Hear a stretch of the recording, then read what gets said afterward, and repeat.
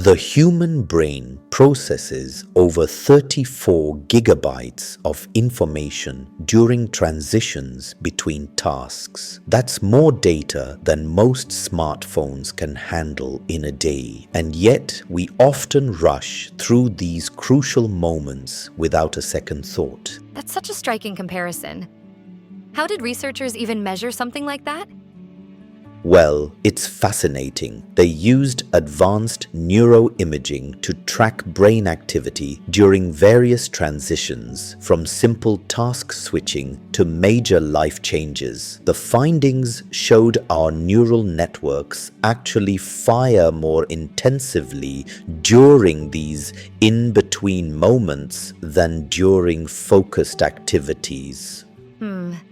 That makes me think about how we're constantly switching between tasks these days. Like, I probably transition between different apps hundreds of times daily.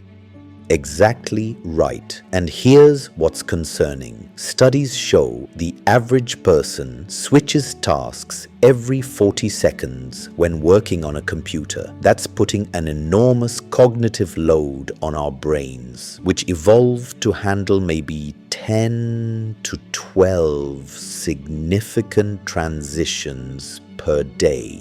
Oh, wow. So we're basically overwhelming our brain's natural transition processing system?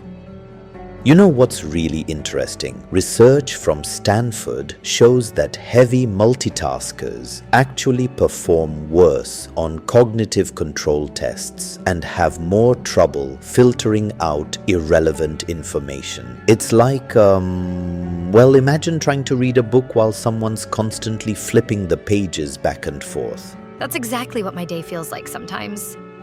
But I've noticed some people seem to handle it better than others. Well, that's where the science gets fascinating. Studies from MIT's Brain and Cognitive Sciences Department found that about 2% of people are what they call supertaskers. Their brains have actually adapted to handle multiple transitions efficiently. So, what about the rest of us? Are we just doomed to this cognitive overload? Not necessarily. Research shows we can train our brains to handle transitions better. Japanese researchers found that people who practice mindfulness show a 40% improvement in their ability to process task switching without mental fatigue. You know, that reminds me of something I read about how different cultures approach transitions. Like how some Asian cultures have specific rituals for changing seasons. Absolutely fascinating point. Anthropologists have documented over 300 distinct transition rituals across cultures. And here's the kicker. Societies with more structured transition practices show lower rates of anxiety and depression. So maybe we need to create our own modern transition rituals?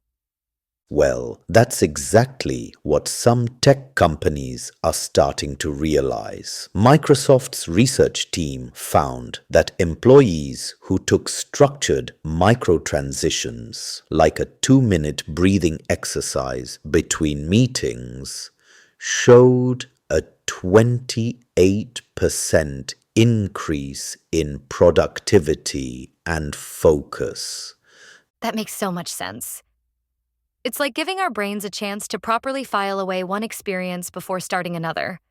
And neuroscience backs this up completely. When we rush through transitions, we actually create what researchers call cognitive debt, unprocessed experiences that pile up in our mental background processes, consuming resources we need for current tasks. So what's the solution? How do we build better transitions into our modern lives? The research points to 3 key strategies. First, creating temporal boundaries, specific times for specific activities. Second, using physical spaces differently, like having dedicated work and relaxation areas. And third, Incorporating sensory cues like specific sounds or scents that signal transitions. That's really practical advice. I've actually started using different playlists for different parts of my day. That's a great example, and studies show that musical transitions can reduce cortisol levels by up to 60%. It's like giving your brain a gentle heads up that change is coming. So, what do you think this means for the future? As technology keeps advancing, are these transition issues going to get worse? Well, some researchers are actually optimistic. They're developing AI systems that can detect when we're cognitively overloaded and automatically create micro breaks. There's also interesting work being done with virtual reality to create more immersive transition experiences. That's fascinating. Using technology to solve problems that technology created. Exactly. And here's something to think about. Studies predict that by 2030, the average person will experience twice as many daily transitions as we do now. So learning to handle these moments effectively isn't just about wellness. It's about survival in the modern world. Well, this conversation has certainly changed how I think about those in between moments.